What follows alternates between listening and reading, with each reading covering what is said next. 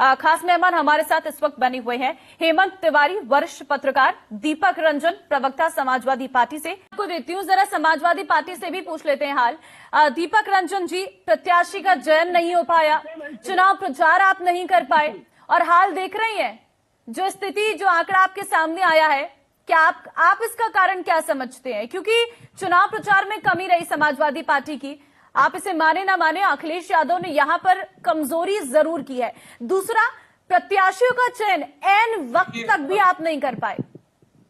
देखिए, जनता जनार्दन सम्मान और साथ ही साथ गलती जो भी प्रत्याशी है, जो भी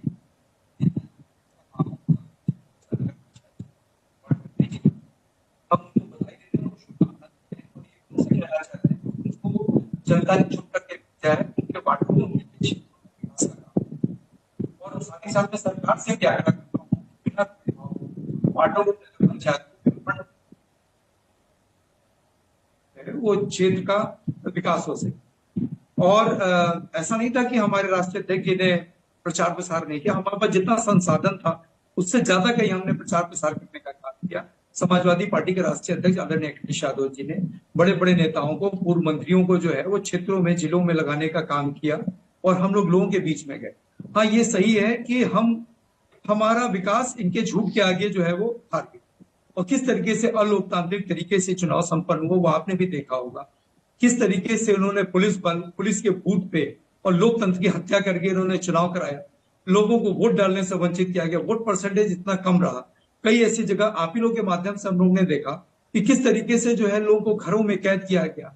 और उपचुनाव में भी आपने देखा होगा, चाहे स्वार का उपचुनाव हो या मिर्जापुर का उपचुनाव हो, किस तरीके से वोट परसेंटेज इतना कम रहा और लोगों को वोट समाजवादी पार्टी की आदत हो गई है क्या? किसी भी चुनाव में अगर हार का सामना करना पड़ता है, या तो वो ईवीएम को दोष दे देते हैं, यहाँ पर आप कैद करने को लेकर दोष दे रहे हैं, आप पोलिंग बूथ पर ना पहुंचने को लेकर दोष दे रहे हैं। जनता किसी की बातों में नहीं आती है, उनको वोट देना है वो वोट देने जाएगी, आपको नहीं मिला वो अलग बात है, लेकिन आप जनता को तो गलत मत बताइए।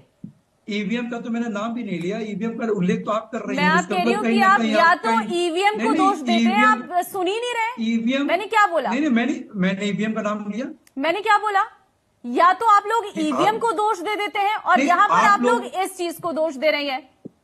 नहीं, हम गलत दोष नहीं दे रहे। हम तो आपके चैनल के माध्यम से जो कवरेज फुटेज आपने दिखाई कि किस तरीके से पुलिस तंत्र पूरी तरीके से हावी था, अभिकर्ता नहीं बन पा रहे थे, किस तरीके से लोगों को रोका गया था, किस तरीके से आपने देखा होगा, आपकी हमने कवरेज में देखा, आपकी न्यूज चैनल्स में हमने देखा कि किस तरीके से जो है हमारी स्वार की जो है प्रत्याशी अनुराधा चौहान जी मोहल्ले गाँव में जा रही है और लोगों से कह रही है कि भाई आप लोग निकलो, जिस दल को भी वोट देना है आप लोग वोट दो। लेकिन कैसा पुलिस के माध्यम से किस तरीके से कर्फ्यू का माहौल वहां पर लगा हुआ है। क्या सरकार ने इस पर कहीं देखा कि किस तरीके से वोट परसेंटेज कम हुआ, किस तरीके से लोग जो है वो घरों से नहीं निकल रहे, लोग वोट नहीं डाल पा रहे। अगर निकाय का चुनाव भी हुआ तो आपने देखा होगा वोट परसेंटेज कितना कम। इसके मतलब आधे से ज्यादा आबादी में हताशा और निराशा थी इनके काम को लेकर के, लोगों ने इनको नकार दिया, आधे से ज्यादा आबादी ने इनको नकारा है। मैंने तो कहा कि हम जनता की, हम जो भी जनादेश दिया है हम उसका सम्मान करते हैं और इनको मैंने बधाई भी दी और हम इसकी समीक्षा करेंगे, अपने शीर्ष नेतृत्व से इस पर विचार विमर्श करेंगे, कहाँ हमसे कमी रहेगी, कहाँ हमसे चूक रहेगी। आगे आने वाले चुनाव में हम लोग और मजबूती के साथ मेहनत करेंगे, ज्यादा लोगों के बीच में जाएंगे और जितना हमारे पास संसाधन था, क्योंकि हमारी सरकार नहीं पिछले 6 वर्षों से, हमारे पास जितना संसाधन था उस संसाधन के माध्यम से हमारे राष्ट्रीय अध्यक्ष जी कई महानगरों में गए, कई जिलों में गए और उसी बीच में कर्नाटक का भी चुनाव था। 3 दिन उन्होंने कर्नाटक में भी उन्होंने 5 जनसभाएं आपके राष्ट्रीय अध्यक्ष ने की है, ये रिकॉर्ड इस वक्त निकलकर सामने आया। खैर, इस पर चर्चा करूंगी आपके साथ, आपने कितनी जनसभाएं की हैं। और तब तक समाजवादी पार्टी से सवाल ले लेते हैं। आपको ये नहीं लगता है दीपक रंजन जी कि एक कारण ये भी था, एक तो आपने बहुत समय लगा दिया प्रत्याशियों को उतारने के लिए, एक कारण जो ये भी निकलकर सामने आ रहा है वो है शिवपाल यादव के समर्थक।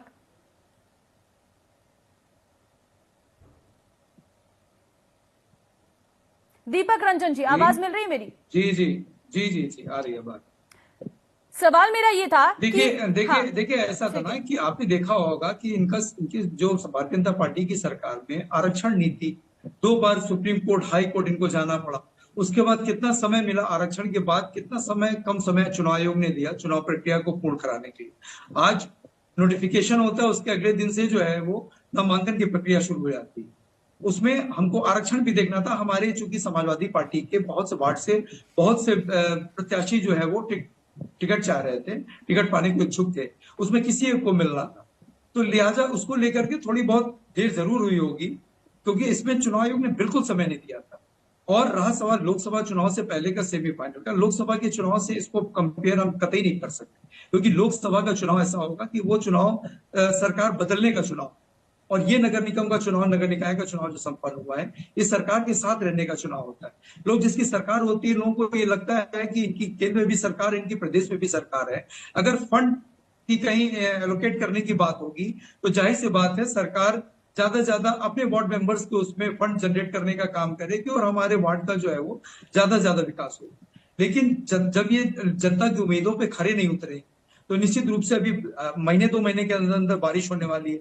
अभी इसी बारिश में इनकी पोल खुल जाएगी, किस तरीके से नदी नाले जो है वो अपनाएंगे, सड़कें जो है वो टूट जाएंगी, किस तरीके से नगर निगम में भ्रष्टाचार व्याप्त है।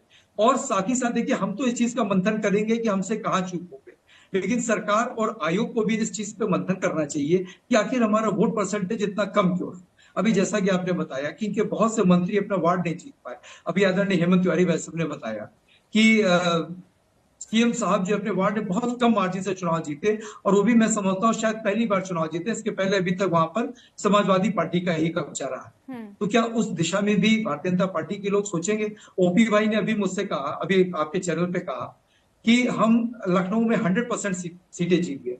ऐसा नहीं है, लखनऊ में आपकी 65% सीटें आपने जीती है। समाजवादी पार्टी ने यहाँ पर करीब 24-25 सीटें जीतने का काम किया, और बहुत से जो निर्दल चुनाव जीते हैं वो हमसे टिकट ना पा करके, समाजवादी से टिकट ना पा करके वो निर्दल चुनाव लड़े, और वो समाजवादी विचारधारा को आगे बढ़ाते हुए वो चुनाव जीतने का उन्होंने काम किया।